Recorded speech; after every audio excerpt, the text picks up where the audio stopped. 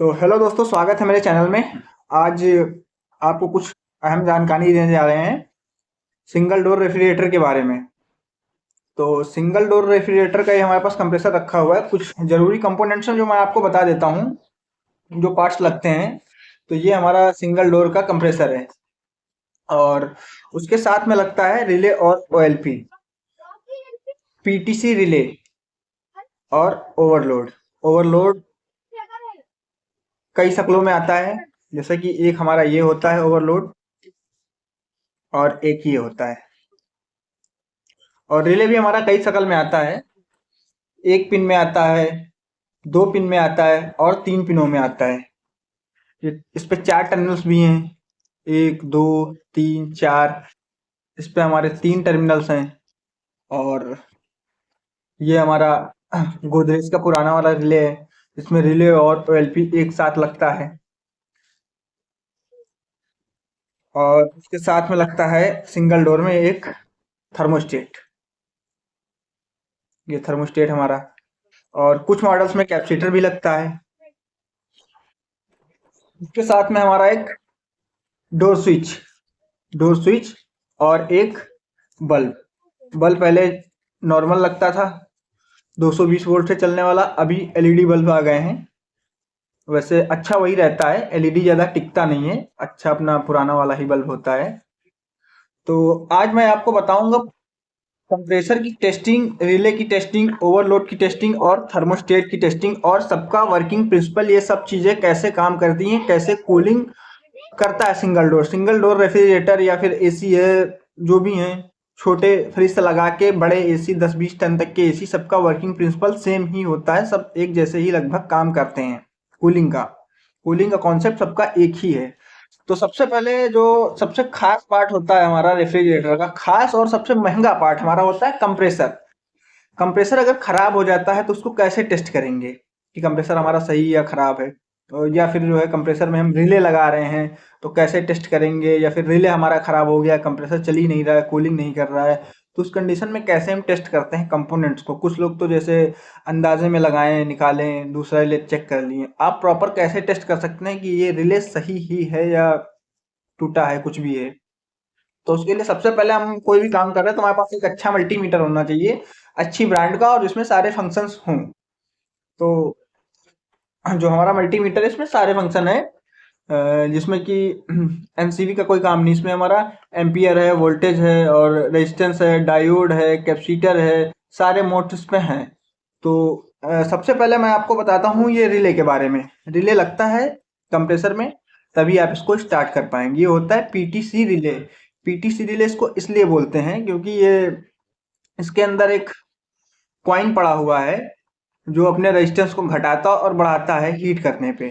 PTC मतलब positive temperature coefficient. ये positive temperature coefficient होता है कि जब इसका टेम्परेचर बढ़ता है, पॉजिटिव होता है, गर्म होता है, तब इसके अंदर का जो पीटीसी कॉइन पड़ा हुआ है वो कॉइन अपना रेजिस्टेंस को बढ़ा लेता है। और फिर जब ठंडा होता है तो ये फिर जो है घटा लेता है। तो ये रिले है हमारे पास। इसको टेस्ट करने के लिए हमें मल्टीमीटर को कंटिन्यूटी मोड पे सेट कर लेना, कंटिन्यूटी और साथ में रेजिस्टेंस। तो इसको हम रेजिस्टेंस कंटिन्यूटी, इसको हमने कंटिन्यूटी मोड पे सेट कर लिया है। अभी ओवरलोड दिखा रहा है। तो कोई भी रिले टेस्ट करने के लिए पीछे से इस पे दो छेद होते हैं, एक रनिंग का और एक स्टार्टिंग का। तो इन दोनों पे लगाना है मुझे, दोनों प्रॉप। तो अभी हमारा बीप दे रहा है, बीप के साथ में कुछ रेजिस्टेंस आना चाहिए। रेजिस्टेंस आपका जो है 12 ओम से लगा के 50 ओम के बीच में अलग अलग सारी रिलेस का होता है। ये आप देख सकते हैं 19 ओम कुछ दिखा रहा है, तो मतलब रिले हमारा सही है। और दूसरी कंडीशन में ये कभी कभी बच जाता है, रेजिस्टेंस भी दिखा लेता है, और अंदर का इसका जो पीटीसी कॉइल है वो जल जाता है या फिर ब्रेक हो जाता है। उस कंडीशन में भी ये खराब ही रहेगा। और इसको बजा के भी देख लेते हैं, जब निकालते हैं अगर अंदर से किटकिटा रहा है, बज रहा है, तो मतलब तब भी ये खराब ही है, खराब माना जाएगा इसको।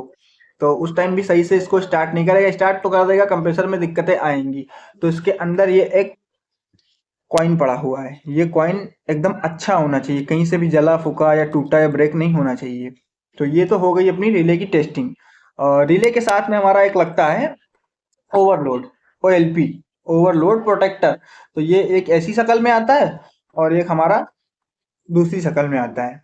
तो इसका भी कुछ रेजिस्टेंस होता है <1 ओम और साथ में कंटिन्यूटी। तो इसकी भी कंटिन्यूटी चेक कर लेंगे। मीटर बीप कर रहा है मतलब ये भी सही है। और इनको दोनों को जो है हमारा पहले लग जाता है, ये ऊपर का टर्मिनल है, किसी में ऊपर होता है कॉमन और किसी में नीचे होता है। ये तीन टर्मिनल्स उसमें होते हैं। तो ये हमारा एक ऐसे लग जाता है, इसको लगा लिया गया और फिर हमारा ये रिले लग जाता है।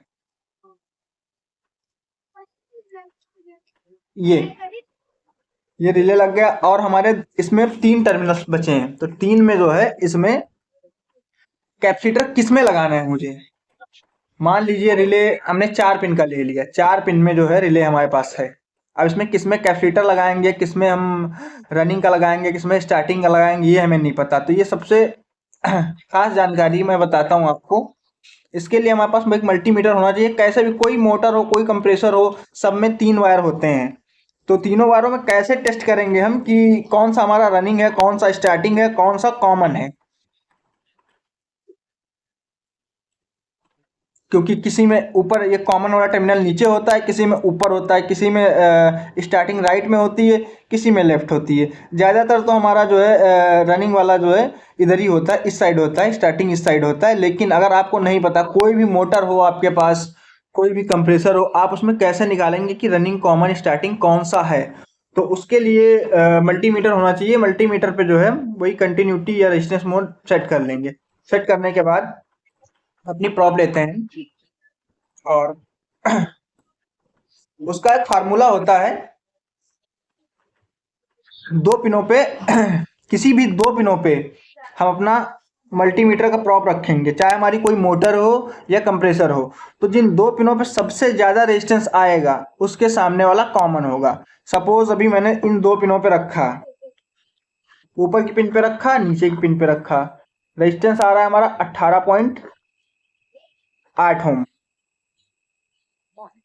फिर मैं चेक कर लेता हूँ एक बार दूसरी पिन पे रख के, ऊपर की और नीचे की पिन पे रखा है। अब इस पे हमारा रेजिस्टेंस आ रहा है 23 ओम। एक पे 18 है, एक पे 23 आया। फिर नीचे की 2 पिनों पे रखता हूं मैं, राइट और लेफ्ट वाली पे। इन दोनों पे आ रहा है 40 ओम।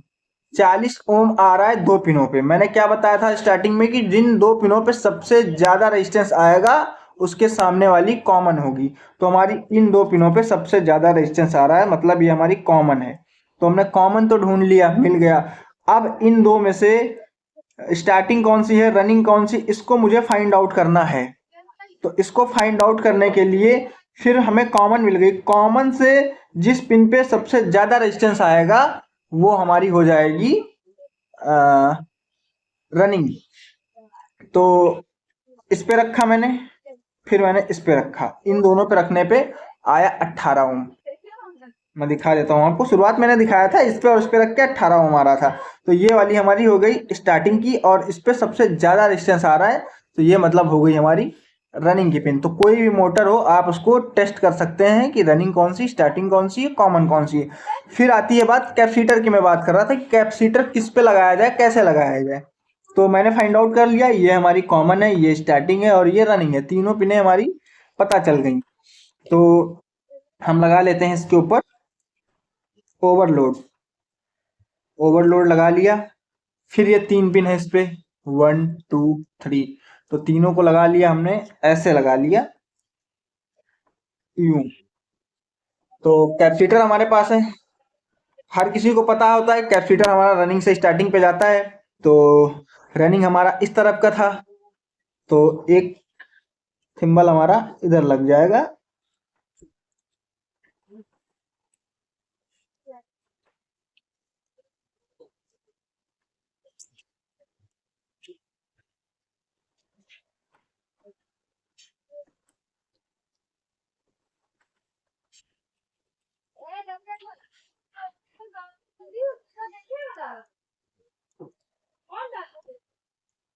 ये लग गया।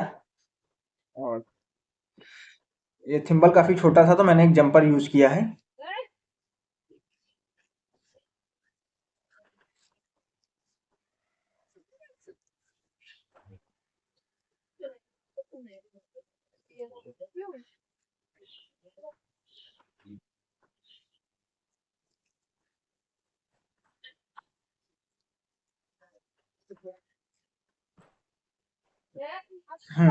ये हमारा कैपेसिटर लग गया। कैपेसिटर हमारा हमेशा रनिंग से स्टार्टिंग में लगता है दोनों पिनों पे, और जो है जो हमारी फेस सप्लाई होगी वो हम रनिंग पे ही देंगे।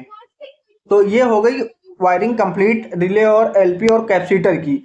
अब मुझे सिंगल डोर रेफ्रिजरेटर में न्यूट्रल और फेस देना है। न्यूट्रल और फेस तो इसमें हम देंगे। उससे पहले अगर हम न्यूट्रल फेस डायरेक्ट इस पे दे देंगे तो क्या होगा, 24 घंटे हमारा कंप्रेसर चलता रहेगा और ओवरलोड हो जाएगी। कोई भी मैकेनिकल चीज़ अगर 24 घंटे चलेगी तो उसका खराब होना तय है। कोई भी इंजन हो, किसी ट्रक का इंजन हो, बाइक का इंजन हो, कोई भी मैकेनिकल इंजन हो, अगर वो 24 घंटे चलता है, 24 घंटे आप छोड़िए, आप 10-12 घंटे ही किसी चीज़ को चलाएंगे तो हीट होकर खराब हो जाएगी, उसके कंपोनेंट खराब हो जाएंगे। तो ये कंप्रेसर 24 घंटे ना चले, ओवर आइसिंग ना हो, उसके लिए फ्रिज में लगाते हैं थर्मोस्टेट। हर हीटिंग वाली और कूलिंग वाली सारी चीज़ों में थर्मोस्टेट लगाया जाता है कि एक इसका एवरेज होता है, इसका एक कि जब कूलिंग प्रॉपर बना दे उसके बाद रेस्ट में चला जाए। या फिर हीटिंग गीज़र है, जैसे हमारा ब्लोअर है, और भी चीज़ें हीटिंग वाली हैं कि हमें एक प्रॉपर हीट मिल जाए, जितनी हीट हमको चाहिए, 50 डिग्री हीट चाहिए या फिर माइनस में हमको कूलिंग चाहिए, -10 डिग्री, 20 डिग्री, जो भी चाहिए, उसके बाद जो है हमारा काम बंद हो जाए, कंप्रेसर बंद हो जाए, इसलिए लगाते हैं थर्मोस्टेट। थर्मोस्टेट हमारा ये होता है, और भी कई चीज़ों में अलग अलग थर्मोस्टेट्स आते हैं। तो थर्मोस्टेट पे एक नॉब लगी होती है, एंटीना है, और एक आगे ये नॉब है, और इस पे एक पिन है ये। तो थर्मोस्टेट के बारे में भी आपको अच्छे से समझा देते हैं हम। तो थर्मोस्टेट क्या होता है, रेफ्रिजरेटर के जो फ्रीजर होता है, कूलिंग कॉइल फ्रीजर, उसके नीचे आपने देखा होगा कि ये फ्रीजर से ऐसे सटा दिया जाता है, और ये हमारा डोर के सामने जो फ्रीजर डोर होता है उस पे लगा दिया जाता है। तो इसी से जो है यहाँ पे आपको फेस सप्लाई दे के यहाँ से आउट कर लिया, यहाँ से इन दिया, यहाँ से आउट कर लिया, यही जाके जो है इधर से फेस लगाया मेन, ये निकल के जाके कंप्रेसर में यहाँ पे लग गया। तो जब प्रॉपर कूलिंग हो जाएगी उसके बाद जो है ये कट ऑफ कर देता है। कूलिंग को जैसे ही सेंस करेगा उसके बाद यहाँ से यहाँ सप्लाई देना बंद कर देगा। और दूसरा ये इसके आगे जो है एक पिन दी हुई है, अगर डिफ्रॉस्ट करना है आपको, इसको जैसे ही दबाएंगे वैसे ही सप्लाई देना है, ये बंद कर देगा, ओपन हो जाएगा ये। तो इसको लगा लेते हैं। लगाने के बाद जो है फिर उसके साथ में हमारा एक डोर स्विच लगाते हैं। अगर लाइट जलाते हैं, जैसे आप फ्रिज को बंद करते हैं, तो ये डोर स्विच इधर से बंद हो जाता है, ऐसे दबेगा और इधर से इधर सप्लाई जानी बंद हो जाएगी। फिर ये ओपन हुआ डोर, फिर ये खुला, फिर सप्लाई इधर से इधर आने लग जाएगी। उस कंडीशन में आपका बल्ब ग्लो करेगा। तो वायरिंग हमारी इसकी कंप्लीट हो गई है। ये कंप्रेसर हमारा लग गया है। अब कंप्रेसर में न्यूट्रल फेस अभी के लिए मैं आपको दिखाने के लिए डायरेक्ट इसको चला रहा हूँ। चला के चेक कर लेते हैं कंप्रेसर हमारा सही है या खराब है। ये न्यूट्रल और फेस दे दिया मैंने, ओवरलोड पे दिया और रिले पे दे दिया है।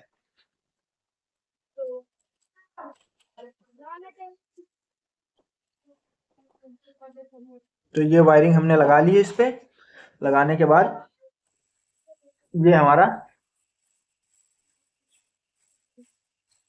कंप्रेसर चालू हो गया, और उसके साथ में देखना है हमें कि खाली और गैस चार्जिंग पे कितना एम्पियर लेता है। तो एम्पियर चेक करने के लिए हमें यहाँ पे मल्टीमीटर लगाना है।